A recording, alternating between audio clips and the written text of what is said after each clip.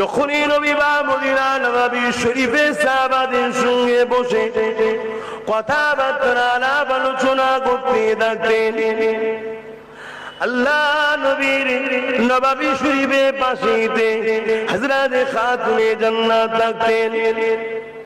কখনো যদি ইমামে হাসান হোসেনের কান্নার আওয়াজটা আল্লাহ নবীর কানে চলে আসতো, আল্লাহ নবী তৎক্ষণাৎ দেরি করতেন না, উঠে গিয়ে ভেতরে গিয়ে বলতেন, ফাতেমা কেন ইমামে হাসান হোসেন কাঁদে?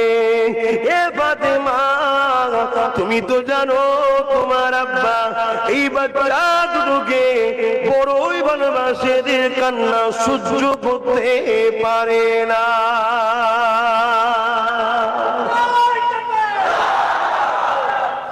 সেই বাচ্চা দুটোই শহীদ হবে, রাসূল জানতো না, কিন্তু কোন রয়াতে দেখাতে পারবেন যে নবী দোয়া করেছে আল্লাহ এই শহীদটাকে আপনি তুলে নেন?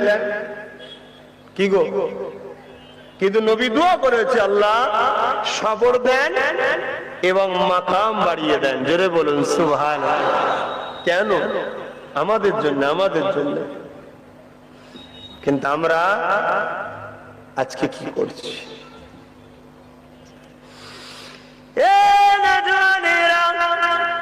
আজকের এই মূল্যবান সময় আপনারা দিয়েছেন, এটাও বিতা নয়। অবশ্যই ভাবে আপনাদের ঘরে দিন শিখার জন্য নবী প্রেমিকদের কাছে যেতে হবে, নবী প্রেমিক আলেমদের কাছে যেতে হবে, নবী প্রেমিক মুফতিদের কাছে যেতে হবে, নবী প্রেমিক বক্তাদের কাছে যেতে হবে। এ যুবকেরা, আল্লাহ নবী যখন খুতবা দিতে লাগছেন, সঙ্গে সঙ্গে ইমামে হাসান হোসেন যখন মদিনা নববী শরীফে প্রবেশ করতেন, সাহাবা হুজুররা কাতারকে ছেড়ে দিত। দুটো ছোট ছোট বাচ্চা আল্লাহ নবীর মেম্বারে দিয়া খেয়ে যেত।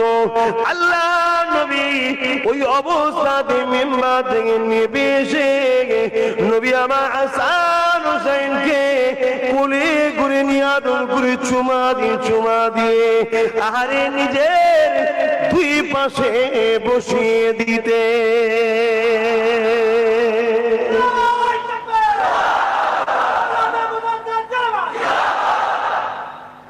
কি গো যুবকদের জিজ্ঞেস করছি, হোসেন হুজুরের আলোচনা হচ্ছে, আপনাদের অসুবিধা হচ্ছে?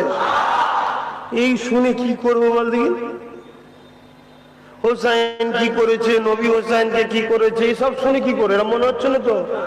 যদি হয় নতুন করে কলেমায় রদ্দ কবুল করে মুসলমান হন, আপনি ইসলাম থেকে বেরিয়ে গেছেন। কথা শুনছেন? কেন হোসেনের আলোচনা আগেও ছিল, আজও আছে, কিয়ামত পর্যন্ত থাকবে।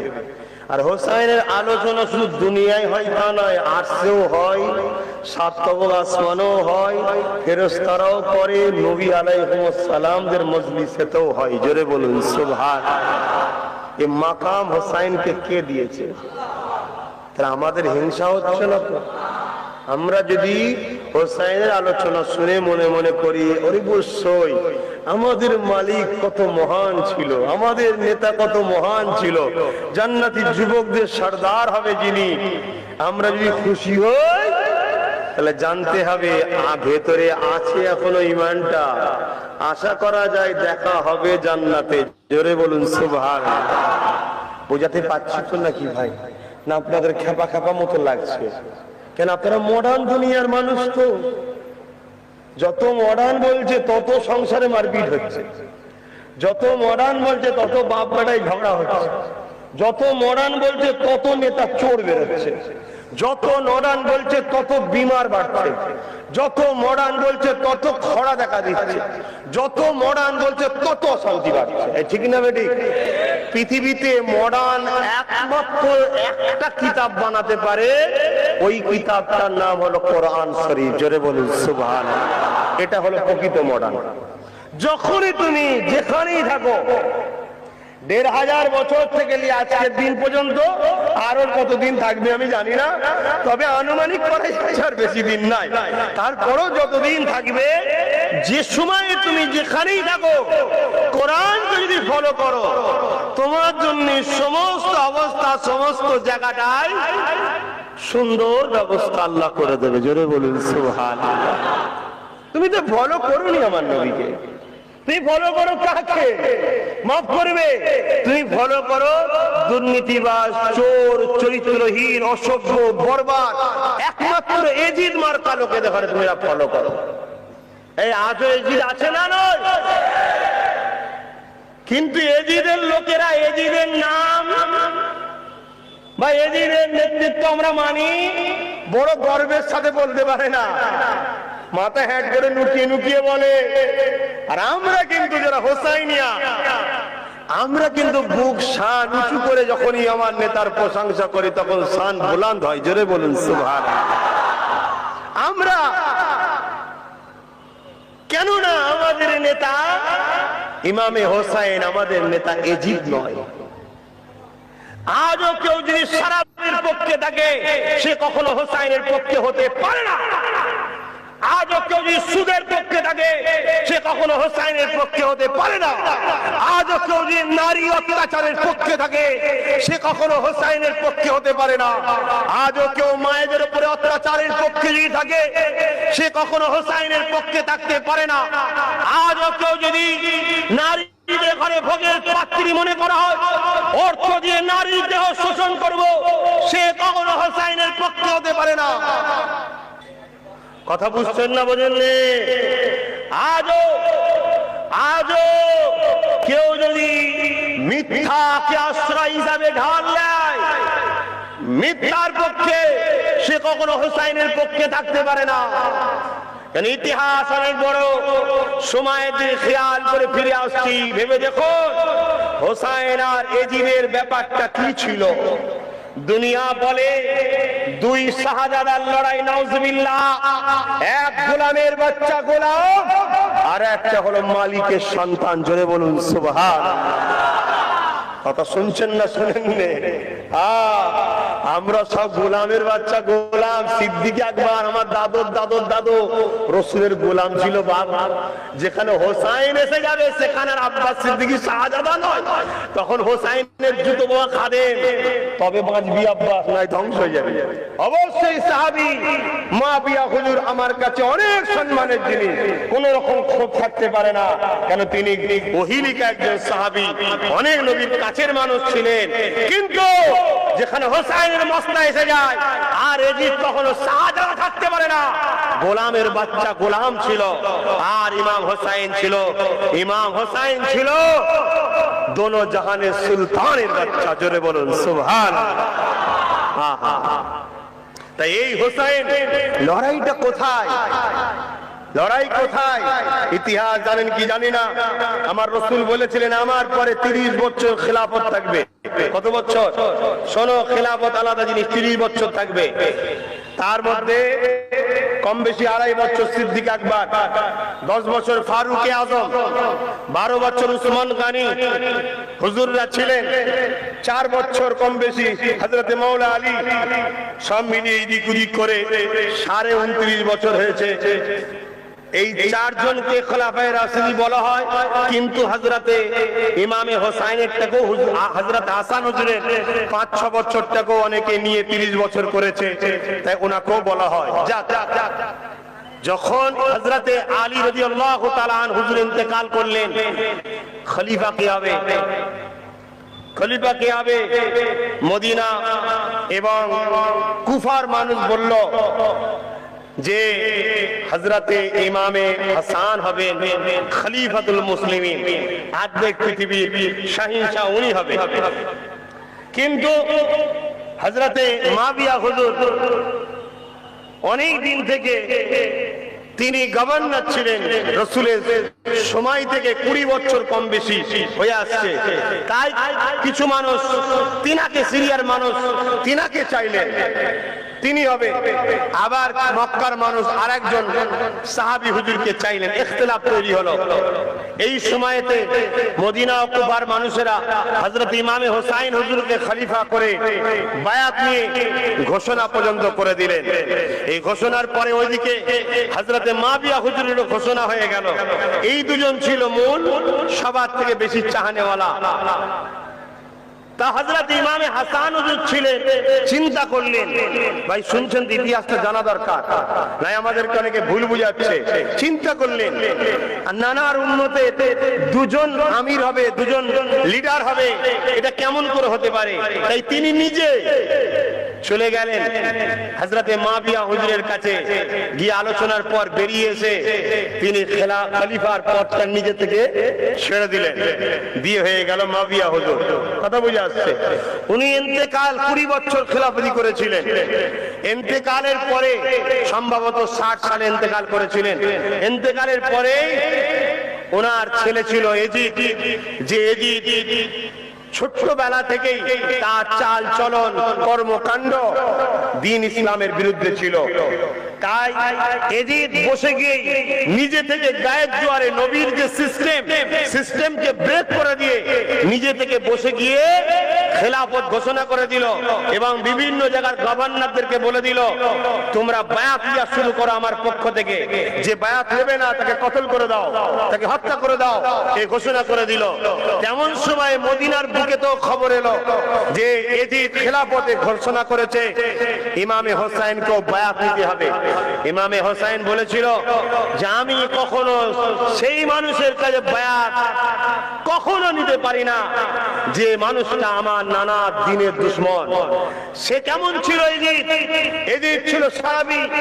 এজিদ নারীদের ঘরে নিয়ে তার রাজদরবারে উলঙ্গ নাচ ফুর্তি আনন্দ করত, কথা বুঝে আসছে, এবং পশুদের খেলা পছন্দ করত, বাঁদর পুষে রাখতো, বিভিন্ন জীবজন্তু পুষে রাখতো, তাদের ঘরে দিয়ে একে অপরকে লড়াই করতো। আজও কিছু মানুষ জীবজন্তুর লড়াইয়ের খেলা দেখে মজা লায়, এগুলো এজিদের খসলত, ইমামে হোসাইনের খসলত নয়। কেন কোন পশুকে এইভাবে অত্যাচার করা ইসলামে হারাম, চলবে না।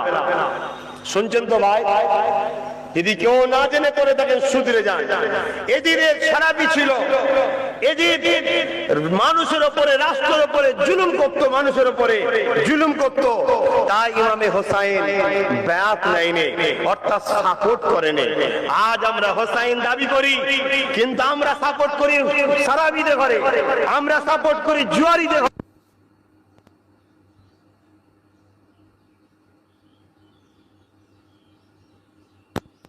রাসূলের দ্বীনের বিরুদ্ধে যায়, যারা কোরআনের বিরুদ্ধে যায়, তাদেরকে আমরা সাপোর্ট করি। এই জায়গায় আমরা কখনো হোসাইনি দাবি করলেও হোসাইনি হতে পারবো না। অবশ্যই আমরা নিজেদের ঘরে মুনাফিকের খাতায় নাম লিখে দিচ্ছি। তাই আমাদের উচিত লাইফটাকে চেঞ্জ করা দরকার। হোসাইন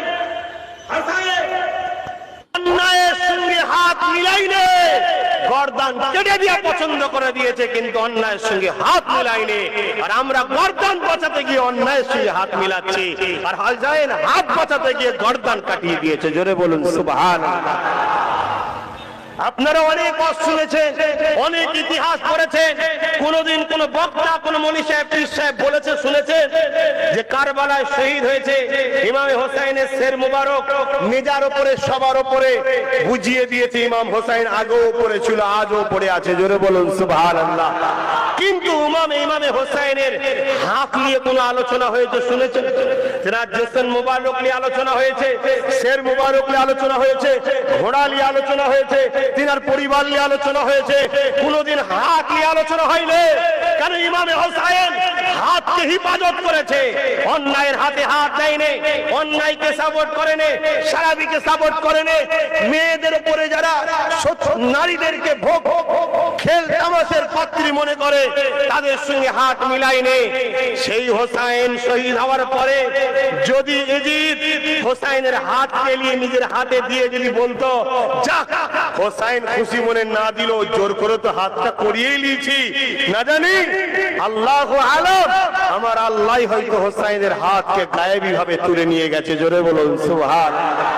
আল্লাহ ভালো জানে। কিন্তু কোন কিতাব, কোন জায়গায় কেউ আলোচনা দেখবেন হোসাইনের হাত নিয়ে করে না, যেন উনি হাত হিফাজত করেছে। আজ আমরা কি করছি? আজ আমরা বলি আমরা হোসাইনের, তো বললে হয়নি বন্ধু, বললে হয় না। হোসাইন সেদিন রাজ ক্ষমতা দখলের জন্য লড়াই করতে নামেনি, হোসাইন অন্যায়কে ঘৃণা করেছিল, হোসাইন নারীদের উপরে যে জুলুমে যে করতো সেইটাকে ঘৃণা করেছিল, হোসাইন এজিদ যে শরাবের নেশায় মত্ত রাসূল শরাবকে বন্ধ করার চেষ্টা করেছিল, আর হোসাইন বাড়ি বাড়ি শরাব পৌঁছে দেওয়ার ব্যবস্থা করেছিল। আজও দুনিয়ায় চলছে, এইটার বিরোধী করেছিল হোসাইন। আর আজকে আমরা কি করছি দেখুন, ভেবে দেখুন, আমাদের ঠিকানা জাহান্নাম হচ্ছে না তো? আপনারা ভাবছেন এটা দুনিয়া, অবশ্যই দুনিয়া। দুনিয়াতেই তো আমাদের ঘরে সেই মহান স্রষ্টাকে খুশি করে যেতে হবে, যিনি আমাদের ঘরে দুনিয়া দিয়েছে, যিনি আমাদের ঘরে অস্তিত্ব দিয়েছে, যিনি আমাদের ঘরে নিঃশ্বাস দিয়েছে, যিনি আমাদের চোখ দিয়েছে, হাত দিয়েছে, ব্রেন দিয়েছে, বুদ্ধি দিয়েছে, তিনি তো ইমামে হোসাইনকে পরীক্ষা নিয়ে পৃথিবীকে শিক্ষা দিয়ে দিয়েছে। দেখো হোসাইন যাকে আমি জান্নাতের ঘোষণা দিয়েছি, সে কখনো অন্যায়ের সঙ্গে আপোষ করেনি। আর তুমি কি করছো? হ্যাঁ, তুমি কি করছো? হোসাইন তিনি নিজের পরিবারের ৭১ জনকে শহীদ নিজে দেখেছে, নিজের লাশকে বয়ে বয়ে নিয়ে এসেছে। তথাপিও ইসলাম বিরোধী, সমাজ বিরোধী, মানবতা বিরোধী, আল্লাহ বিরোধী কোন আইন যারা করেছে তাদের সঙ্গে হাত মিলাইনি। আর তুমি সামান্য দুনিয়ার স্বার্থে, বড় আফসোস লাগে, কখনো কখনো ভাবি, হায়রে আব্বাস, আমরা নবীর উম্মত দাবি করি কোন মুখে? যে নবী নিজের পেটে 3 দিন পাথর বেঁধে কাটিয়েছে, যে নবীর বেটি ফাতেমা দোনোজাহানের সুলতানের কন্যা হয়ে মাসকে মাস নিজের ঘরে খাবার ছিল না, তথাপিও কখনো আল্লাহর দ্বীনের বিরুদ্ধে গিয়ে নিজেকে সওদা করেনি। আর আমরা সামান্য এক বেলা খেতে যদি না পাই, অমনি হারামের খাদ্য খাওয়ার জন্য বেরিয়ে যাই। কিসের টাকা, কিসের খাবার আমরা দেখিনি, যে যা দেয় নিয়ে নিচ্ছি। কি গো, আলোচনা শুনছো যুবকরা? যদি পারো পরিবর্তন হও, সবর করো, ধৈর্য ধরো। আল্লাহ তোমাকে যদি এক বেলা খাইয়ে আর এক বেলা শুকিয়ে রেখে জান্নাত দিতে চাই, তুমি কি রাজি নয়? তোমার মালিক দুটো চোখ, দুটো হাত, দুটো পা, দুটো কান তো দিয়েছে, তোমাকে তো কানা করে নেই। না হয় এক বেলা খাওয়া তোমার কেড়ে নিয়ে তোমায় পরীক্ষা নিচ্ছে, তুমি ধৈর্য হারা হয়ে গেলে। না হয় ওকে দুতলা, তোমাকে একতলা দিয়েছে, ধৈর্য হারা। না হয় ওকে গাড়ি, তোমাকে পায়ে হেঁটে, তুমি ধৈর্য হারা। তোমার পাটা কে দিল? কে দিল তোমাকে? ভাবো, সেই মালিককে তুমি অখুশি করে ফেলছো। তাই ইমামে হোসাইনের জিন্দেগি নিজের জীবনে নিয়ে আসে, হুজুর দেখিয়ে দিয়েছে। আল্লাহ নবী যাকে এত ভালোবাসতেন, কখনো নবীর থেকে যিনি আলাদা হয়নি, মদিনার জমিনে তিনি সর্বসময় রয়েছে। শিশুবেলা থেকে নবীর কোলে, কাঁধে, পিঠে বড় হয়েছেন। এমনকি আল্লাহ নবী যখন সিজদায় পড়ে দেন, নামাজে যখন মাথাটা নত করে দিতেন আল্লাহর কাছে, সুবহান রাব্বিল আলা তাসবিহ যখন আমার আল্লাহ নবী পড়তেন, ওই সময় ইমামে হাসান হোসেন ছুটে এসে নানা জানের পিঠে উঠে বসে দুদিকে পা করে এমন করে তারা বসে থাকতেন, নবী পাকের চুল মুবারককে মজবুত করে ধরে। আরে দোনো জাহানের সুলতান দীর্ঘক্ষণ সিজদাটাকে বাড়িয়ে দিতেন, মাথাটা তুলতেন না, কেননা মাথা তুললে বাচ্চা দুটো যদি পড়ে যায়, তাই নবী আবার মাথা তুলতেন না। সেই বাচ্চার উপরে জুলুম করেছে কারা কারা কারা? ও মুসলিমরা নয়, মুনাফিক মুসলমানেরা। শুধু আম মুসলমান নয়, 3000 মুফতি ছিল, 7000 হাফেজ ছিল। অর্থের জন্য রাজ ক্ষমতার কাছে বিক্রি হয়েছে, পদের লোভে, টাকার লোভে আমার নবীর নওয়াসাকে হত্যা করতে চাইনি। আজও দুনিয়ার জমিনে কি থাকতে পারে না? হাজার হাজার মুফতি, মৌলানা, হাফেজ, তারা অর্থের জন্য রাজ ক্ষমতার কাছে বিক্রি হয়ে গিয়ে আল্লাহ দ্বীনের বিরুদ্ধে তারা কি দাঁড়াতে পারে না? তারা কি আল্লাহ সৃষ্টির বিরুদ্ধে দাঁড়াতে পারে না? এ যুবক, বোঝার চেষ্টা করো, কেননা আসার ডেট আছে, যাবার কোনো ডেট নাই, চলে যেতে হবে। কি জবাব দেবে সে তোমার স্রষ্টা আল্লাহর কাছে? তাই সাবধান হয়ে যাও, সতর্ক হয়ে যাও। তোমার মালিক যদি তোমাকে ভালোবেসে পছন্দ করে সুখিয়ে রাখে, তুমি কি বলতে পারবে না খাতুনে জান্নাত ফাতেমার মতো? কেমন বলেছিল ফাতেমা? হযরত আলী একদিন বলেছিল, ফাতেমা রে, কয়েকদিন খাওয়া হয়নি, ঘরে কিছু নাই, যাই তোমার আব্বার কাছে, যদি কিছু নজরানা পাওয়া যায় নিয়ে আসবো। ঘরে যখন ফিরে আসছে মনটা মরা করে, হযরত খাতুনে জান্নাত জিজ্ঞাসা করেছিল, আমার প্রাণের স্বামী মনটা মরা কেন? ওই সময় হযরত আলী বলেছিল, তোমার মুখে হাসিলা হতে পারলাম না কিছু দিবার, তোমার বাচ্চাদের মুখে দিবারও শিলা হতে পারলাম না, তাই মনটা বড় মরা হয়ে আছে। হযরত খাতুনে জান্নাত বলেছিলেন, প্রাণের স্বামী আপনি কি জানেন না সবরকারীর সাথে আল্লাহ আছে, শুকরকারীর সাথে আল্লাহ আছে। খাওয়ালে শুকরিয়া আদায় করব, না খাওয়ালে সবর আদায় করব। আমার প্রাণের স্বামী, আমার আল্লাহ যদি ফাতেমাকে শুকিয়ে রেখে খুশি হয়, দাসী হিসাবে মালিককে কি শুকিয়ে দেখে খুশি করতে পারবো না?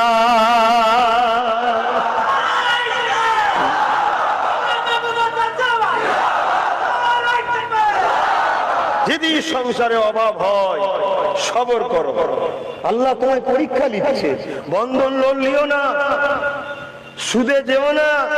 সুদ মানে কি? সুদের 70টা গুনাহ আছে। সর্বপ্রথম গুনাহটা কি? যে সুদ নেয় খায়, সে বলল যে আমি আল্লাহর সঙ্গে যুদ্ধ করব, তার ঘোষণা দিচ্ছি। শুনছো? তোমরা ইচ্ছা করে না হলো প্ল্যান করো, তোমাদের ঘরে সুদে যারা ঢুকাচ্ছে তারা তোমাদের ঘরে আল্লাহর সঙ্গে লড়াইয়ের দুশ্মন বানাচ্ছে না বানায়নি? তাহলে তোমাদের দুশ্মনকে আর বন্ধুকে ভাবতে হবে না। এদিক ছিল সুদের পক্ষে, ইমামে হোসাইন সুদের বিরুদ্ধে ছিল। লড়াইটা এই জায়গায়। আজ আব্বাস সিদ্দিক হোসাইনের পক্ষে দাবি করব, আজ সুদের পক্ষে সাপোর্ট করব, হতে পারে না। তাই আব্বাস সিদ্দিক আজও লড়াই করছে, সুদ মুক্ত সমাজ চায়, সুদ চলবে না। এই কথা বুঝছেন না, বোঝেন না? কেন? সুদ মানুষকে কখনো কামিয়াবি দিতে পারে না। সুদ মানুষকে ধ্বংস করে, ধ্বংস ধ্বংস। যদি সুদ মানুষকে কামিয়াবি করত, অবশ্যই ইসলামে সুদ জায়েজ থাকতো। কারণ ইসলামের যেটা নয় সেটা ধ্বংস হয়, 100% পরীক্ষিত।